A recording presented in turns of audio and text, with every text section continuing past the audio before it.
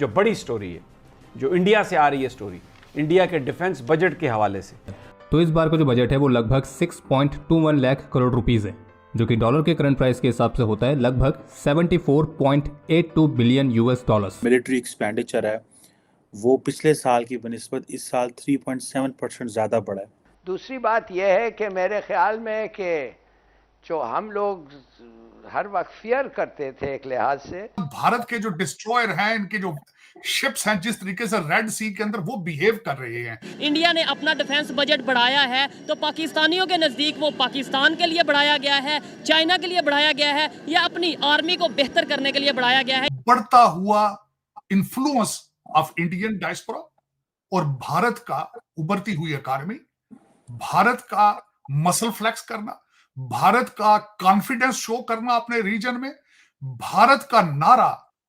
तो पाकिस्तान उस तरह तरक्की क्यों नहीं करता? अगरचे हम देखें तो पॉलिसी के एतबार से। छोड़ दो, मेरे साथ ये बातें नहीं किया करो प्लीज। आप लोगों का सारा को मुझे पूरी दुनिया में ये कच्चा चट्टा खुल चुका है यार। लेकिन इंडिया का जो डिफेंस बजट है वो पूरी दुनिया का 6% है। और अगर आपने इकोनॉमिस्ट मैगजीन का दिसंबर का इशू पढ़ा तो उसमें जो टॉप की इकोनॉमीज हैं जो 2024 में परफॉर्म करेंगी उसमें इंडिया है। जो सारा यूरोप ऑस्ट्रेलिया माजरत चाहता हूँ, सारा यूरोप ऑस्ट्रेलिया ये पीछे रह गया और इंडिया ने अपना डिफेंस बजट जो है वो बढ़ा दिया है। जय हिंद दोस्तों, very warm welcome to Hindustan special channel. Bharat की वित्त मंत्री निर्मला सीतारमण ने संसद में अंतरिम बजट पेश किया। इस दौरान वित्त मंत्री ने अपने बजट भाषण में कई क्षेत्रों में सुधार की बात कही। बजट में आर्थिक विकास पर जोर दिया गया। इस अंतरिम बजट में रक्षा क्षेत्र को 6.2 लाख करोड़ रुपए आवंटित किए गए हैं।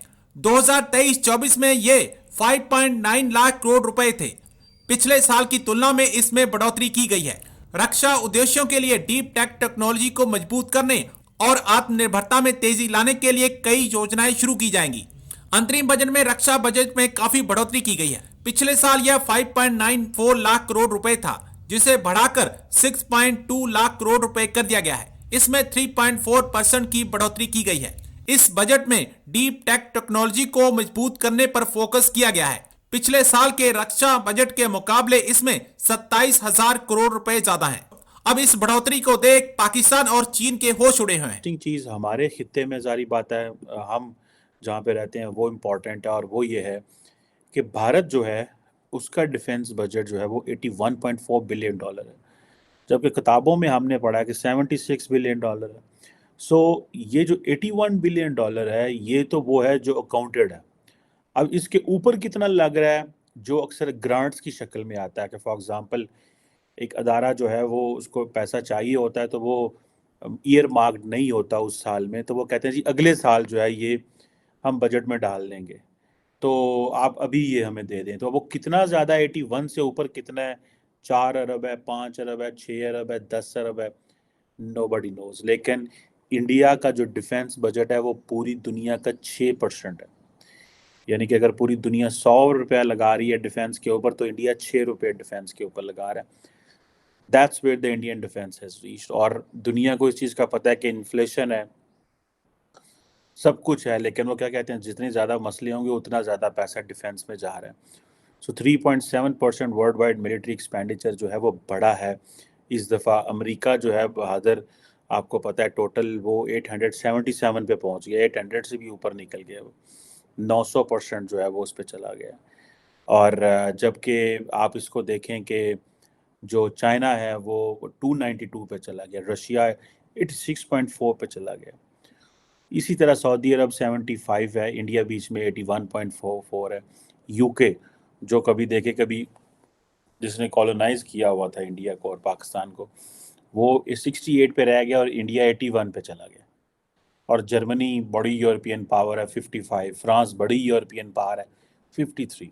सो इंडिया के मुकाबले में वो तकरीबन 30 बिलियन डॉलर नीचे डिफेंस पे बजट में आ रहे हैं। साउथ कोरिया बहुत बड़ी पावर है 46, जापान उससे भी बड़ी पावर है लेकिन 30-40 अरब डॉलर का डबल का जो है वो फिगर है। जो सारा यूरोप ऑस्ट्रेलिया माजरत चाहता हूँ, सारा यूरोप ऑस्ट्रेलिया ये पीछे रह गया और इंडिया ने अपना डिफेंस बजट जो है वो बढ़ा दिया है। दैट टेल्स कि जो स्टोरी है वो कोई इतनी फेवर में नहीं है। पाकिस्तान इससे कितना सिक्योर हो, इनसिक्योर है, ये बड़े इंपॉर्टेंट क्वेश्चन है जिसको आप समझ लें कि ये चीज़ें बताती हैं कि क्या चीज़ें आइंद मुस्तकबिल में होने वाली हैं। और ज़ाहिर बात है जो यूक्रेन की वॉर है उसने बहुत सारे मुल्कों को परेशान किया है, और कहा जा रहा है कि जो दुनिया का मिलिट्री एक्सपेंडिचर है वो पिछले 8वें साल से कॉन्टीन्यूसली बढ़ रहा है। That is why it has reach to 2.240 trillion dollars.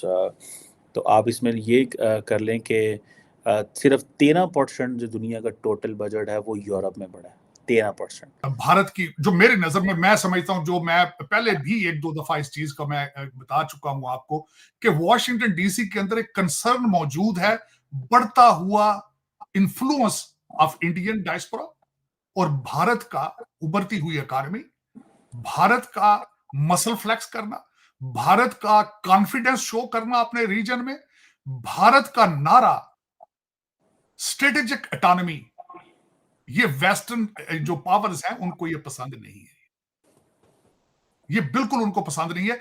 इनको आदत पड़ चुकी है डिक्टेशन देने की, इनको आदत बन चुकी है कि लोग सरनगू होकर इनके पीछे पीछे चलें, अमेरिकन एम्बेसडर जहां भी हो वो एक्ट लाइक वॉइस राय करे, ये इनको आदत पड़ चुकी है।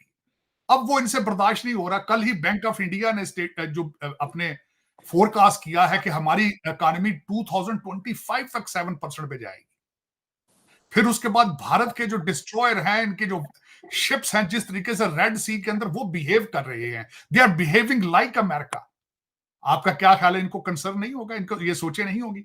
फिर उसके बाद इनकी ख्वाहिश थी कि भारत चाइना के गले पड़ जाए लद्दाख वाली साइड पे, वो नहीं माने बात उनकी। फिर उसके बाद ये नहीं चाहते कि भारत ईरान के साथ रिलेशनशिप हमें बिल्ड करे, ये नहीं चाहते चाबहार जो है वहां, मेरा मकसद है वहां भारत इतना उसमें आगे जाए सारा कुछ। तो ये सारी चीजें हैं, इस पे भारत को इशारे दिए जा रहे हैं। बल्कि यहां तक मैं इस पे थोड़ा सा बताऊंगा ये किस तरह पॉसिबल हो सकता है। आपने बताया कि स्काई गार्डियन, स्काई सी गार्डियन और सी गार्डियन जो ड्रोन थे $3 बिलियन के, उसके साथ एक शिपमेंट मौजूद थी 8 बोइंग तैयारों की, P-81 तैयारों की। और अगर आपने इकोनॉमिस्ट मैगजीन का दिसंबर का इशू पढ़ा हो तो उसमें जो टॉप की इकोनॉमीज हैं जो 2024 में परफॉर्म करेंगी, उसमें इंडिया है, लिबिया है, वियतनाम है, फिलीपींस है, इंडोनेशिया है, मलेशिया है और कुछ और ममालिक हैं। और जहां पर जो है डाउन टर्न बढ़ता रहेगा, जहां पर ग्रोथ कम रहेगी, उसमें यूरोप है, जापान है, अमेरिका है और बहुत सारे और वेस्टर्न ममालिक हैं।